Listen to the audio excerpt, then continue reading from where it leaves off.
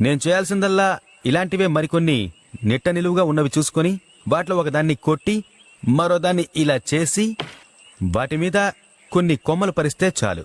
అది నీటికి నన్ను ఎగువన ఉంచుతుంది. పాప్యాష్లో మరో మంచి సంగతి ఏమిటంటే దీనికి చాలా తీగలు ఉంటాయి. వాటిని కలిపి కట్టి ఒక సహజమైన తాళ్లా వాడుకోవచ్చు. కానీ కర్ర నా బరువు తట్టుకునేంత లావుగా ఉండేలా చూసుకోవాలి.